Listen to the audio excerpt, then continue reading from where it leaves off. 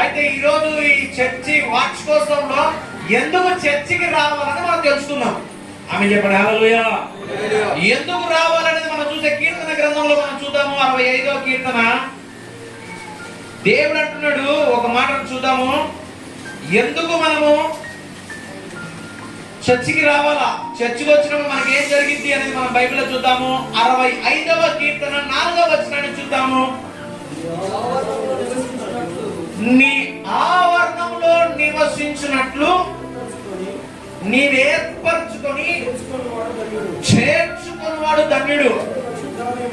నీ పరిశుద్ధ ఆలయము చేత, నీ మందిరములోని మేలుల చేత మేము తృప్తి పొందేదము. ఒకసారి అందరూ ఆమె చెప్తారా? ఆమె.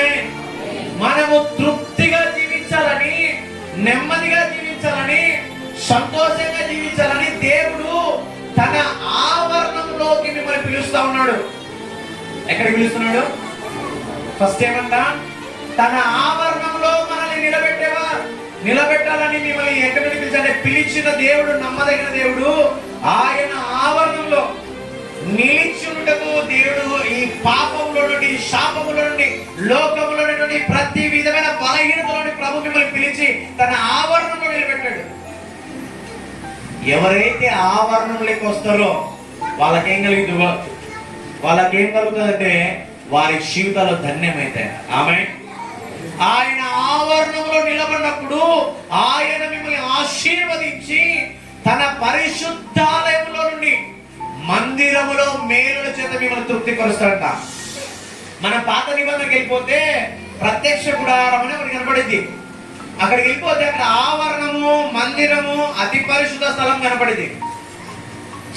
ఆవరణము, పరిశుద్ధ స్థలము, అతి పరిశుద్ధ స్థలము. మనము పరిశుద్ధ స్థలంలోకి రాలేము, అతి పరిశుద్ధ స్థలంలోకి అసలే రాలేము. ఎంతసేపు ఆవరణంలోనే మన పాపములకు అక్కడ ప్రాయశ్చిత్తం జరగాలి. అలాంటి సమయంలో దేవుడు తన రక్తమును కార్చి, మన మత్తయి సువార్తను చూస్తాము, ఆయన అక్కడ పెద్ద కేక వేసి ప్రాణం విడవగానే ఏమైతుందంటే దేవాలయము తెర రెండుగా చినిగని రాయబడి ఉంటుంది.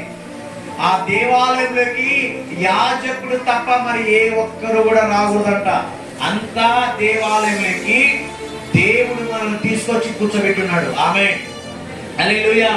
అందుకే మీరు బయట తిరగడం కాదు, కానీ దేవుని ఆవరణంలోకి రావాలి అంటే ఆయన దగ్గరికి మీరు రావాలి. మీరు ఆయన దగ్గరికి వస్తే ఆయన మిమ్మల్ని ధన్యులుగా చేస్తాడు. మీ జీవితంలో కొరత, పొదవ, స్వస్థత ఏమేమి కావాలో అన్ని దేవుడు మీకు ఇస్తాడంట. ఎందుకు బట్టి అంటే పరిశుద్ధ ఆలయంలో మేలుల చేత, మందిరంలో మేలుల చేత మనల్ని తృప్తి. ఈరోజు జనాలకి ఏం లేదమ్మా, ఆ తృప్తి లేని జీవితంలో దేవుడు విడుదలైపోతున్నాడు. ఆమె. నీవు తృప్తిగా, సుఖముగా, సౌఖ్యముగా, నెమ్మదిగా నువ్వు బ్రతకాలంటే నువ్వు ఎక్కడ రావాలో తెలుసా? యేసయ్య ఆవరణలోకి, ఆయన కనుమేరలోకి రావాలి, ఆయన మందిరంలోకి రావాలి. అప్పుడు ఆయన నిన్నేం చేస్తాడంటే ఆయన మందిరంలోని మేలుల చేత నిన్నేం చేస్తాడంటే తృప్తి పరుస్తాడంట. ఆమె. హల్లెలూయా. అది ఎలాగో నేను మీకు ఒక మాట చెప్తాను. యేసయ్య ఒక కొండ మీద కూర్చొని ప్రసంగం చేస్తా ఉన్నప్పుడు జనులు అనేకులు గుంపులుగా వచ్చి కూర్చున్నప్పుడు వారికి 3 రోజులు ప్రసంగం చేస్తే 3 రోజులు అయిన సంగతే మర్చిపోయిన వాళ్ళు. అంత సమయంలో యేసు ప్రభు అంటాడు, వీరికి ఆహారం పెట్టండి అంటాడు. ఆహారమా? ఇంతమందికి మనం ఎక్కడ తెస్తాం ప్రభువా?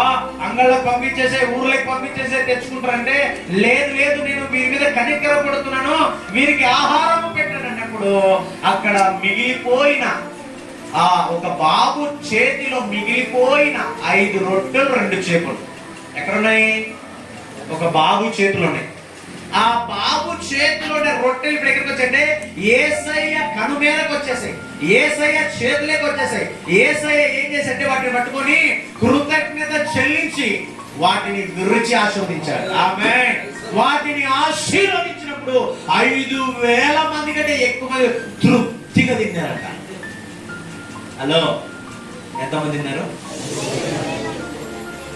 నువ్వు దేవుని దగ్గరికి వస్తే నువ్వు ఒక్కదమే కాదు తృప్తిగా బతికేది నీ భర్త, నీ భార్య, నీ పిల్లలు, నీ బంధువులు, మీ ఊర్లో ఉన్నవారు, మీ దేశంలో ఉన్నవారు. బైబిల్ అంటుంది, ఇదిగో నా వైపు తిరిగి వారి పాపములు, వారి అతిక్రమములు ఒప్పుకొని విడిచిపెట్టినప్పుడు నేను వారిని బట్టి ఆ దేశమును స్వస్థపరుస్తాను. ఆమేన్. ఏం చేయాలంట? దేవుని దగ్గరికి మనం రావాలా. ఈరోజు దేవుని దగ్గరికి రావాలంటే ఎంత కష్టమో అర్థమవుతుందా? ఆదివారం చర్చికి రావాలంటే ఎంత కష్టమో. కూలిపోతే 1000 రూపాయలు వస్తుంది, కూలిపోతే 500 వస్తుంది, వెళ్తాము. ఆ 500 తృప్తి పడుతున్నావా? తృప్తి ఉందా? చెప్పండి అమ్మా. నువ్వు సంపాదించే 500 తృప్తి ఉందా నీకు? ఉందా? లేదండి బాబు. అయితే దేవుని దగ్గరికి వస్తే తన మందిరములో ఉన్న మేలుల చేత, ఆమేన్, హల్లెలూయా, దేవుని మందిరములో మేలులు కలవు. ఆ మేలుల చేత మనం తృప్తి పొందుతామని యేసయ్య మేలులు సిద్ధపరిచాడు. ఆ మేలుల ద్వారా మీరు తృప్తిగా బతకాలనేది దేవుని యొక్క ఉద్దేశం. అందుకే చర్చికి రావాలి. ఎందుకు రావాలి చర్చికి? మీరు తృప్తి గురికి రావాలా. పాస్టర్ చూని కాదు, పాస్టర్ చూస్తాడని కాదు, అర్థమవుతున్నా? పాస్టర్ రాలేదని అడుగుతాడని కాదు. ఎందుకు రావాలా? మీరు మీ తృప్తి కొరకు మీరు వచ్చి మీరు ప్రార్థన చేయాలి. ఆమేన్, హల్లెలూయా. ఆదివారము పాస్టర్లు వస్తారు కదా, పాస్టర్లకు భూ పెట్టినాక మీరు ఉపవాసం ఉండండి. కడుపు నిండుతా మీకు? సేవకులు తిన్నారుగా, మీకు నిండదు కడుపు. ఇప్పుడు ఏం చేయాలా? మీరు కూడా తింటే మీకు కడుపు నిండుతుంది.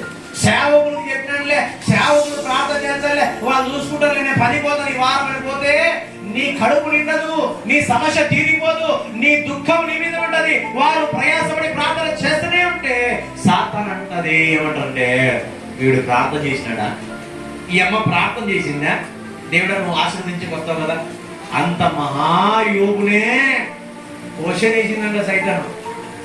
సైతాను సామాన్యుడు కాదు. ఆ యోగు సంగతి విషయమే దేవుని దగ్గర క్వశ్చన్ వేసాడు. మీ సంగతి నా సంగతి క్వశ్చన్ వేయడంటావా? వేస్తాడా? ఏడా? ఊరికినే నీ యోగు నీ కుమారుడు గొప్పడయ్యాడా? అతని చేతి పనులన్నింటినీ నువ్వు దీవించకపోతే ఎట్లా ఆశీర్వదించబడతాడు? అವೆಲ್ಲ తీసే చూసుకుంటావు కాక. మరి మీ విషయంలో దేవుడి దగ్గరికి వెళ్ళి సాతాను అట్లా అడిగితే మీరు ఏం చేస్తారు? ఏం చేస్తారు చెప్తారా? యోగు చెప్పినట్టు దేవుడు ఇచ్చను, దేవుడు తీసుకుని చెప్తారా? ఒక్క 500 కనపడకపోతే ఇంట్లో ఏళ్ళు అరదు. మనసు ఇరిగిపోయి మనసు బాధపడి చర్చి లేదు, ప్రార్థన లేదు. ఆ రోజుల్లో దుఃఖముతో. ఎందుకు? ఒక నోటు కోసం, ఒక పేపర్ కోసం. పేపర్ కోసం నీ విలువైన హృదయాన్ని విర్రగొట్టుకుంటున్నావు, నీ ఆలోచనని కల్మషం చేసుకుంటున్నావు. కానీ దేవుని సన్నిధికి వెళ్తే దేవుడు ఆశీర్వదిస్తాడనే సంగతిని మర్చిపోతాను. దేవుడు అంటున్నాడు, యెహోవా ఆశీర్వాదము ఐశ్వర్యం ఇచ్చును. ఆమేన్. మనుషుల కష్టార్జితం అది ఎక్కువ చెయ్యదంట. నువ్వు ఎంత కష్టపడినా ఆ కష్టార్జితం నిన్ను హెచ్చు చేయదు, అంటే పెంచదు. దేవుని ఆశీర్వాదం ఉండాలి నీ మీద. ఆమేన్, హల్లెలూయా, హల్లెలూయా. నిద్రపోయే వాళ్ళందరూ హల్లెలూయా.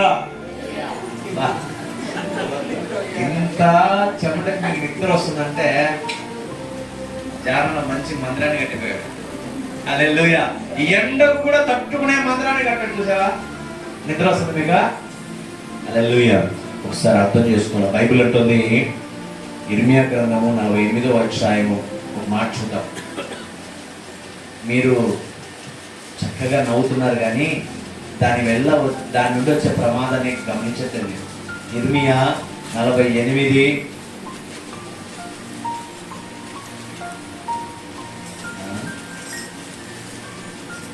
10వ వచనం చూడండి.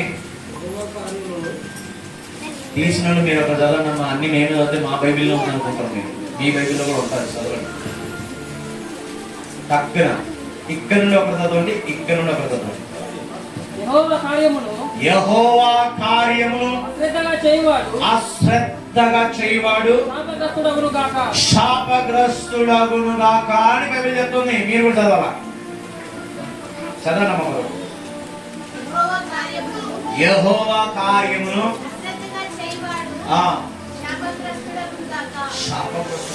యెహోవా కార్యము ఎవరు అశ్రద్ధగా అంటే నిర్లక్ష్యము, లేజినెస్, అదొక స్పిరిట్.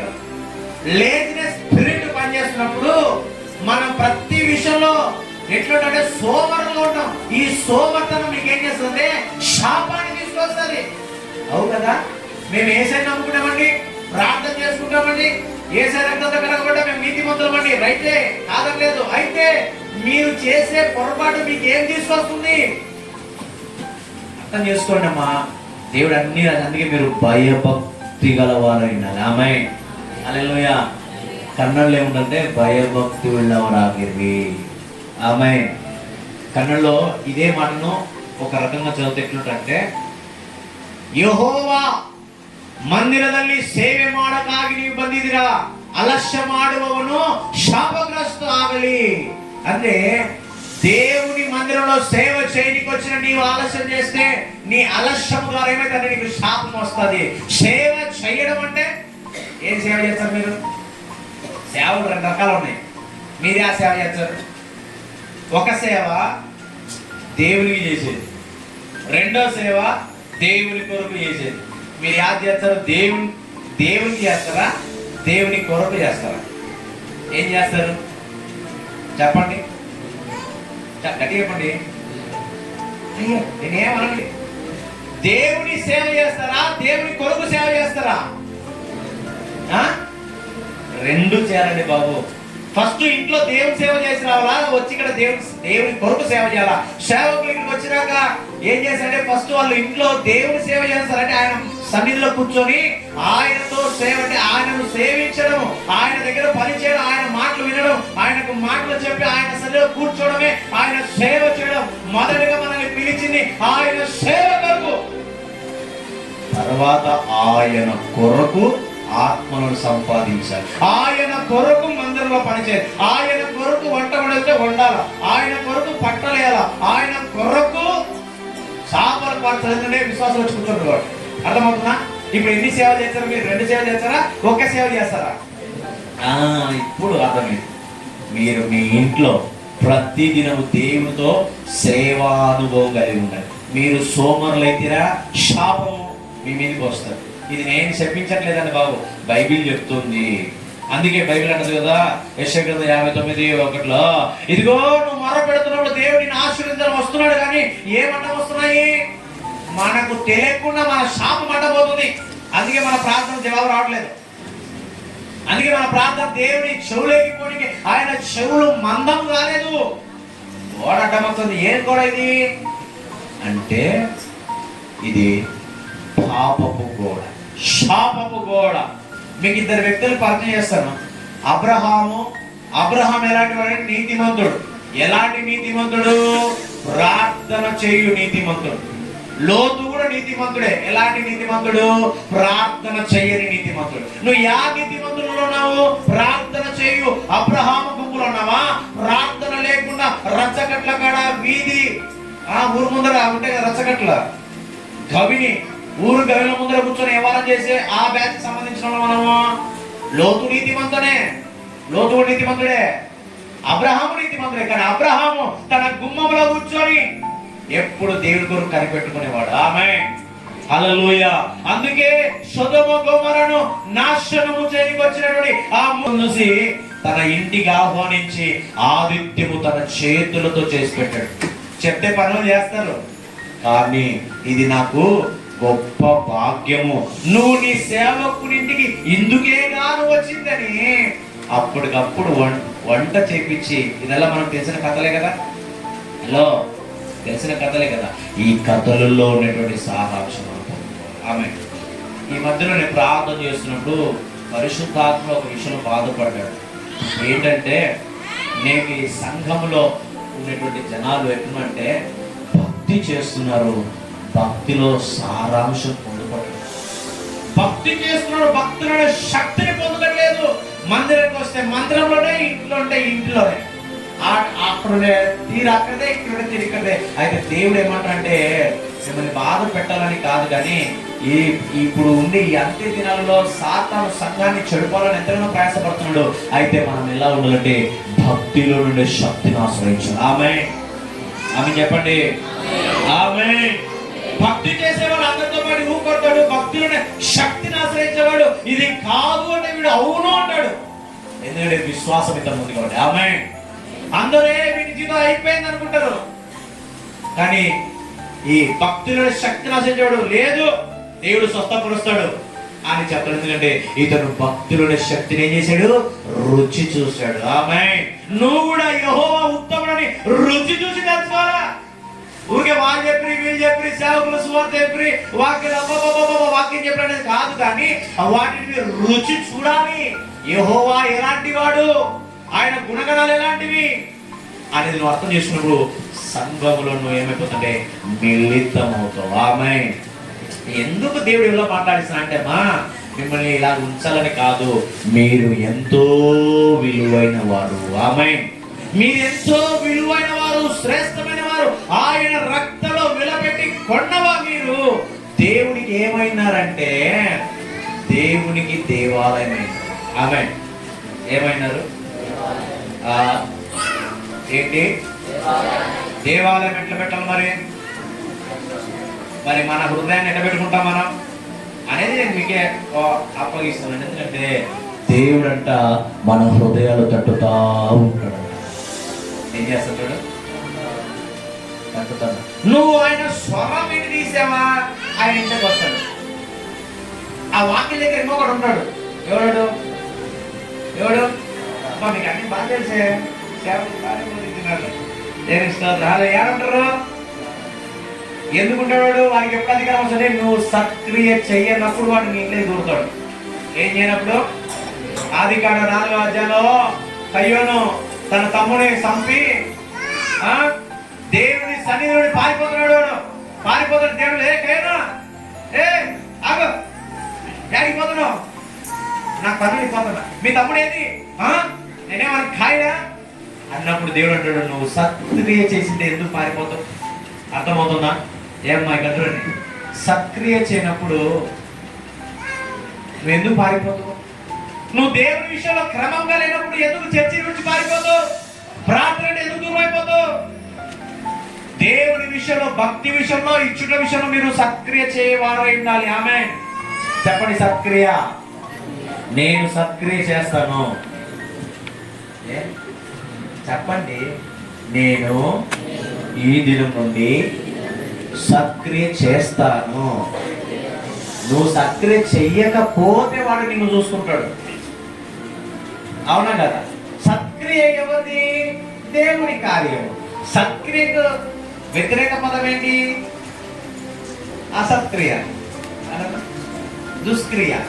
ఇప్పుడు కయ్యోను సక్రియ కదా, దుష్క్రియ కదా?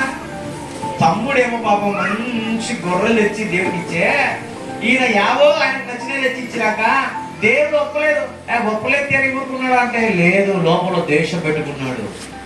ఆ ద్వేషం నుండి తమ్ముని చంపేకి పన్నాగం అన్నాడు. అరే కొడితే వీడు సస్తాలనే అపోహ కూడా అంత అవగాహన కూడా లేని టైంలో తన తమ్ముడిని చంపాడు. అయ్యో, కారణం ఏంటంటే తన బుద్ధి సరి అయినది కానందున, తన క్రియలు సరి అయినవి కానందున. ఇప్పుడు చూడండి, మరి మీ హృదయాన్ని ఎవరికి ఇస్తారు? యేసయ్యకి ఇయ్యాలంటే ఆయన స్వరం వినాలా. ఆయన స్వరం ఎలా వినాలంటే వాక్యం ద్వారా వినొచ్చు. ఆదివారం ఇక్కడ సేవకులు వాక్యాన్ని బోధిస్తారు. దాని ద్వారా మన స్వభావము, మన క్రియలు, మనము మన చెడు క్రియలను, దుష్క్రియలను మార్చుకొని ఆయన రక్తను మనం శుభ్రపరచుకొని సత్క్రియ చేయాలి. సత్క్రియ అంటే ప్రార్థించుట. చెప్పండి. ప్రార్థించుట, ఆరాధించుట, కానిగించుట, ఇదే సత్క్రియ. అవునా కదా? మీ ఇంటికి ఇప్పుడు ఒక గెస్ట్ వచ్చాడంటే ఏం చేస్తారు మీరు? మర్యాద చేస్తారు కదా. సూపర్, అదే సత్క్రియ. సత్క్రియ ఊరికైతే మీ ఇంట్లో ఒక లోట బియ్యం పోతాయి అంటే మనది ఎప్పుడైతే తీసి మనం ఇవ్వగలుగుతామో అది సత్క్రియ. ఆమె యేసయ్య కూడా మన కోసం ఆ కలువరి శిలువలో తిరస్కారం చేయలేదు, సత్క్రియ చేశాడు. ఆమె తన ప్రాణాన్ని ఆ కలువరి శిలువలో మన కోసం దానం చేశాడు. ప్రాణమే ఇచ్చిన యేసు మనకుండగా మనం ఎందుకు దుష్క్రియ చేయాలి? నిన్ను యేసులో ప్రాణం ఏమంటున్నాడా? ఇచ్చేది, మీ ప్రాణాలు ఇచ్చేనంటున్నాడా? లేదు. మీరు సత్క్రియ చేయండి, మీరు అందరినీ క్షమించండి, ప్రేమించండి, మీ ఎదుట ఎవరైనా ఆకలితో వాడికి అన్నం పెట్టండి, వస్త్రాలు లేనివాడంటే వస్త్రాన్ని ఇవ్వండి. అదే సత్క్రియ. అర్థమవుతుందా? ఏంటిది సత్క్రియ. ఈ సత్క్రియ జరగాలంటే మీరు ఎక్కడ పోవాలి తెలుసా? ఆయన ఆవరణలే కావాలి. ఆమె ఇవల్ల మనం నేర్చుకోవాలి, మనం పొందుకోవాలి. దేవుని ఆలోచన ప్రకారం మనం జీవించాలంటే ఆయన ఆవరణలోకి రావాలి. మీరు ఆయన ఆవరణలోకి వస్తే అప్పుడు ఆయన మిమ్మల్ని ఏం చేస్తాడు తెలుసా? ధన్యులుగా చేస్తాడు. ఫస్ట్ ఏం చేస్తాడు? ధన్యులుగా చేసి తన పరిశుద్ధ ఆలయము ద్వారా తన మందిరంలోని మేలుల చేత, ఈ పరిశుద్ధ ఆలయం అంటే ఏంటంటే ఆయన మన కొరకు రక్తము కార్చి మన పాపములకు విరుగుడు పరిశుద్ధ అంటే నీతిని దానం ఇచ్చాడు సేవా. ఆ నీతిని బట్టి, దేవుని కృపను బట్టి, ఆ దేవుని పరిశుద్ధతను బట్టి నీకు సమస్తము సమకూర్తలు చేస్తాడు. ఆమె అప్పుడు తృప్తిగా ఉంటావు. ఆమె